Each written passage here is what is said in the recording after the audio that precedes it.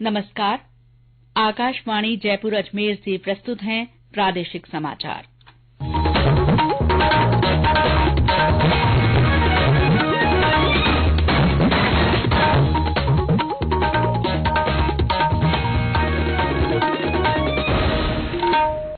मुख्य समाचार। प्रधानमंत्री नरेंद्र मोदी ने पराक्रम दिवस पर परमवीर चक्र से सम्मानित सैनिकों के नाम पर अंडमान निकोबार द्वीप समूह के 21 बड़े द्वीपों का नामकरण किया। राजस्थान के कंपनी हवलदार पीरू सिंह और मेजर शैतान सिंह के नाम पर भी द्वीप घोषित। राज्य विधानसभा का बजट सत्र शुरू। विपक्षी सदस्यों ने पेपर लीक और अन्य मुद्दों पर हंगामा किया।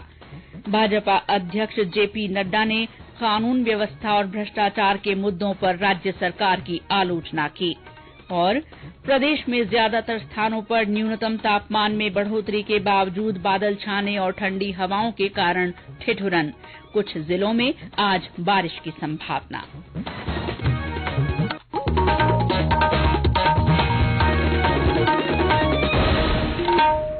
समाचारों के साथ मैं शीला चावला। और अब समाचार विस्तार से। महान स्वतंत्रता सेनानी नेताजी सुभाष चंद्र बोस की जयंती के अवसर पर आज कृतज्ञ राष्ट्र श्रद्धांजलि अर्पित कर रहा है।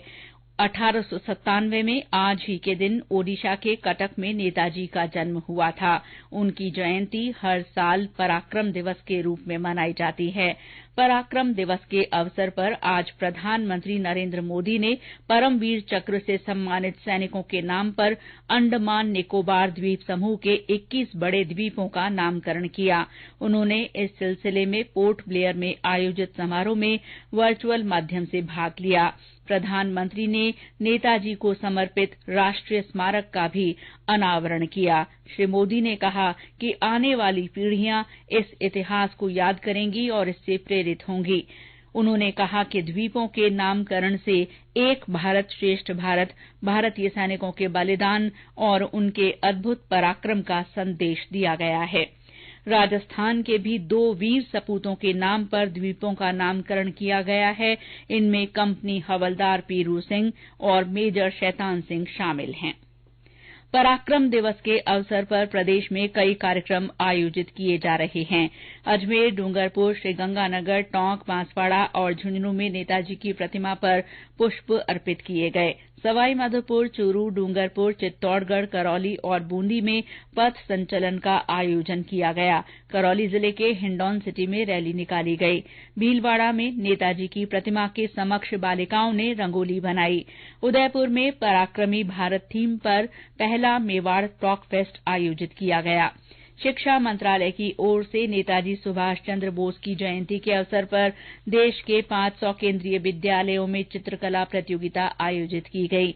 जैसलमेर में आयोजित पेंटिंग प्रतियोगिता में जिले के सीबीएसई, राज्य बोर्ड, नवोदय और केंद्रीय विद्यालयों के विद्यार्थियों ने भाग लिया।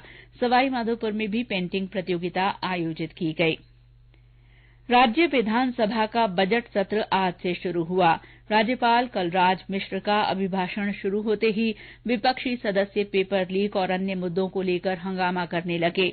इस दौरान भाजपा और आरएलपी के सदस्य वेल में आ गए और नारे लगाने लगे।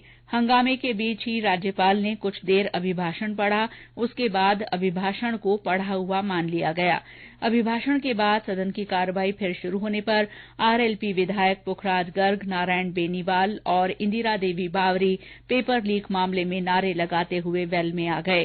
स्पीकर ने तीनों विधायकों को बैठने के लिए कहा, लेकिन इसके बाद भी नारेबाजी जारी रही। इस पर नाराज स्पीकर ने तीनों विधायकों को आज पूरे दिन के लिए सदन से निष्कासित कर दिया।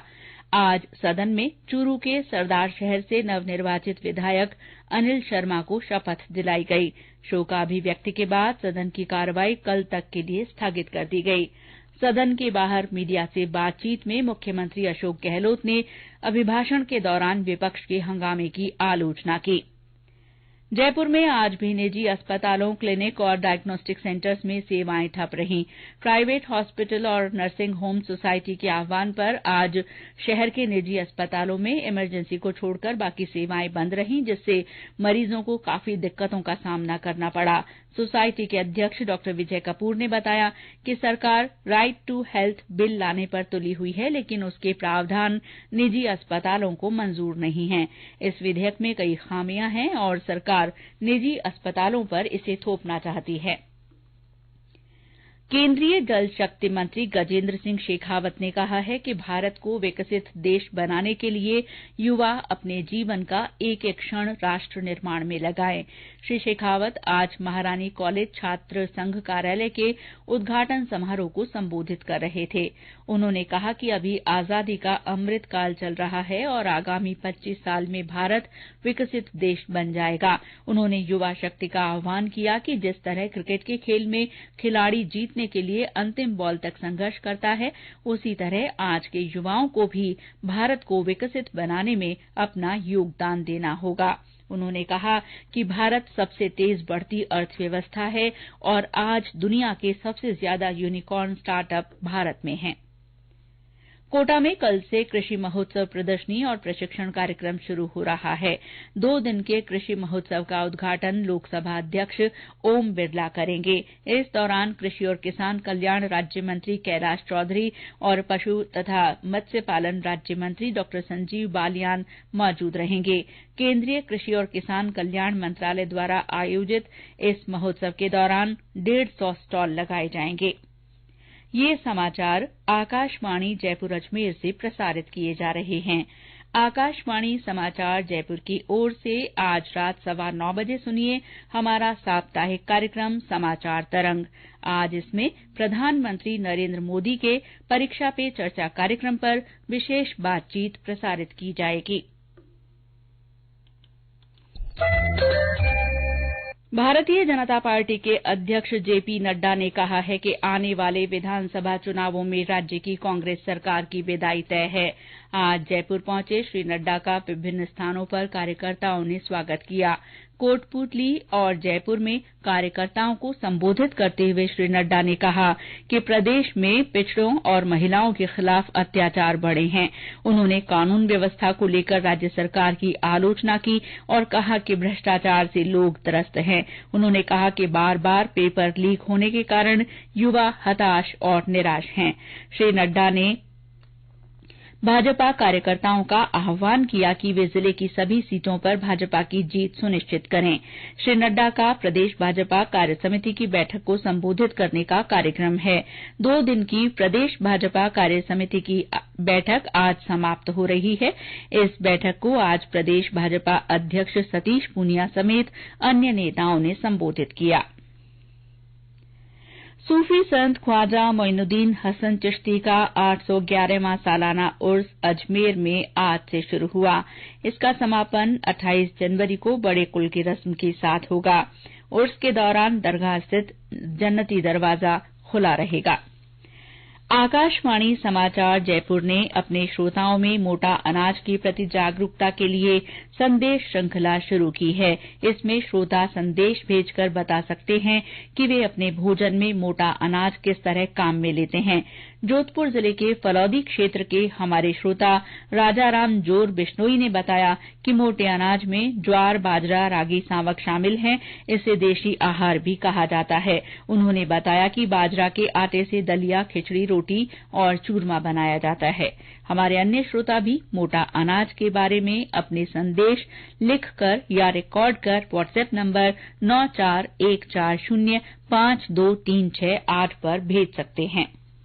और अब मौसम। प्रदेश में अधिकतर स्थानों पर न्यूनतम तापमान में बढ़ोतरी के बावजूद बादल छाने और ठंडी हवाओं के कारण ठिठुरन रही।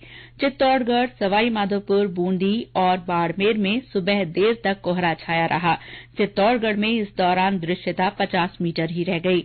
भरतपुर में हल्की बारिश हुई। बरसात होने से ठंड का असर बढ़ गया है। सवाईमाधोपुर में बूंदाबांदी हुई। इस बीच आज प्रदेश में सबसे कम 5.3 डिग्री सेल्सियस तापमान करौली में रिकॉर्ड किया गया। प्रदेश के 17 स्थानों पर न्यूनतम तापमान 10 डिग्री से नीचे रहा। मौसम विभाग ने आज दौसा, अलवर, धौलपुर, करौली और टोंक जिलों तथा आसपास के इलाकों में बूंदाबांदी या हल्की बारिश की संभावना जताई है। विभाग ने कहा है कि एक नए पश्चिमी विक्षोभ के कारण आगामी 24 घंटों में कोटा, भरतपुर, बीकानेर और जयपुर संभाग के जिलों में हल्की से मध्यम बारिश की संभावना है। और अंत में मुख्य समाचार एक बार फिर। पराक्रम दिवस पर प्रधानमंत्री नरेंद्र मोदी ने परमवीर चक्र से सम्मानित सैनिकों के नाम पर अंडमान निकोबार द्वीप समूह के 21 बड़े द्वीपों का नामकरण किया।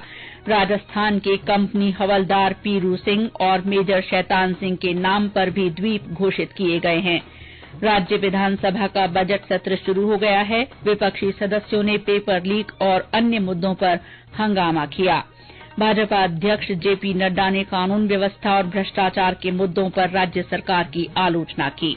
और प्रदेश में अधिकतर स्थानों पर न्यूनतम तापमान में बढ़ोतरी के कारण बादल छाने और ठंडी हवाओं से ठिठुरन बनी हुई है। कुछ जिलों में आज बारिश की संभावना है। इसके साथ ही प्रादेशिक समाचार बुलेटिन समाप्त हुआ। नमस्कार।